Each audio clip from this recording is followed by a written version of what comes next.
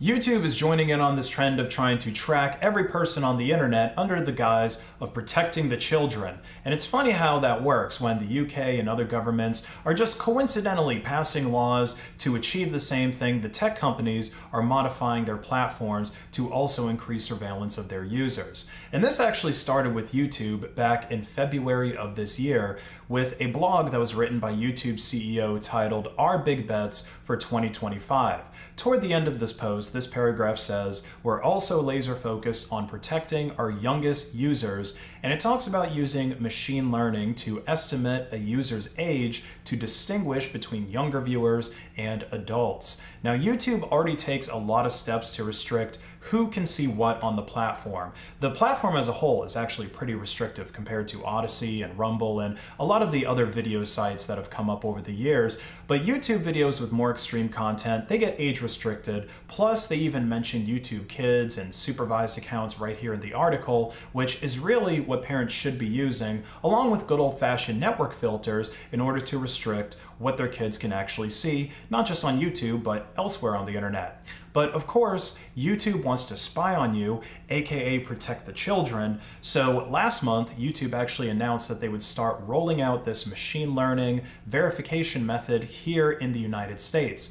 They started the program a couple of weeks ago, and they've also been doing this in other markets for a while now. But in their latest blog post, YouTube actually gives us some details about how this machine learning works, which might actually give us a little bit of insight into how we can fight it. So YouTube will use AI to interpret a variety of signals that help them to determine whether a user is over or under 18. These signals include the types of videos a user is searching for, the categories of videos they have watched, or the longevity of the account.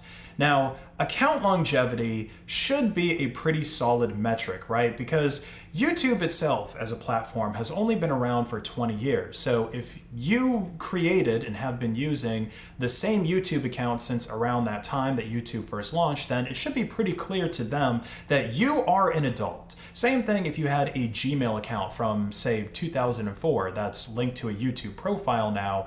Those early Gmail accounts are literally old enough to drink in the United States at this point. But YouTube claims that this technology that they're going to be rolling out in the United States will allow them to infer a user's age regardless of the actual birthday and when the account was created. So YouTube is basically saying that a 20-plus-year-old account is not going to get you a free pass through these AI filters. They're basically like that cashier at a liquor store who doesn't care if Father Time himself walks in. There could be a guy in there that looks so old that he looks mythical standing in line, and the guy at the cashier is still gonna ask for his ID before he's gonna sell the Maker's Mark to the old man.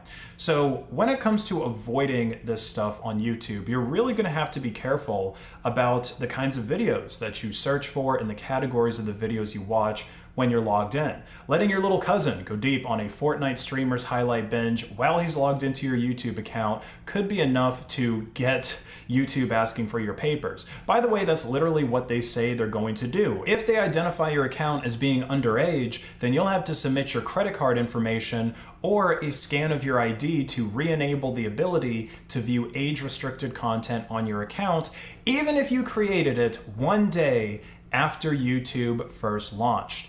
Now, if I had to guess, this machine learning process is probably going to incorrectly identify a lot of adult gamers who look up videos on how to do various things in different video games, because of course, kids are going to be watching that same kind of content a lot, even if it's a game like Grand Theft Auto or Call of Duty that's rated for a mature audience, which I think is 17 plus, which is just 1 year off from being an adult here in the United States. But if you've ever been in a voice lobby on those games, then you know that there's obviously a lot of kids that are much younger playing it. So if you're that type of gamer, right, that likes to look up strats for how to do something on YouTube for a video game, then you might want to balance that out with some boomer content. You might want to throw on Fox News for a bit, mute the tab, and go back to playing your games for a bit, or look up some videos on how to fix old cars and don't mute those tabs because those videos are actually pretty useful. Look up HGTV clips or some other boring adult content that most kids aren't normally going to watch in their free time. Imagine if you're someone who's looking up an educational video, like if you're building some roof rafters, you might have looked up a video about calculating the hypotenuse and the other sides and angles of a triangle, and because you just happened to watch a video that kids currently enrolled in middle school geometry are watching, then YouTube all of a sudden flags your account as underage. I'd imagine that the metrics are weighed a little differently for accounts that are older because, I mean, let's be honest, I can't think that there's any sizable black market for aged YouTube accounts, at least not accounts that are created 18 or more years ago. I really can't see too many situations where someone underage is going to get access to that old of a YouTube account unless they're watching something on their parents' account, which implies that the parents don't have an issue with the kids actually watching that content. And so it's not really any different than them watching an R-rated movie together or the parents buying them a rated M video game. In addition to this being a needless information gathering campaign disguised as protecting the children, there's concerns about what YouTube or any other online company might do if they mishandle the storage of this data. Because your ID card is very sensitive information that could fall into the wrong hands if the information isn't stored correctly, like what happened with the T app, where hackers obtained over 70,000 scanned photo IDs of people submitting their information to the app to prove that they were really women so that they could use it. Now, maybe you have more faith in YouTube or Google to properly secure PII than an app that was built for women to gossip about the men that they were dating, but my real concern with Google having this information is the ways that they'll actually abuse it to make more money. You've got to understand that Google and Meta, YouTube, they're all basically giant for-profit ad networks, and so if Google can accurately identify teens, then they're probably going to start exploiting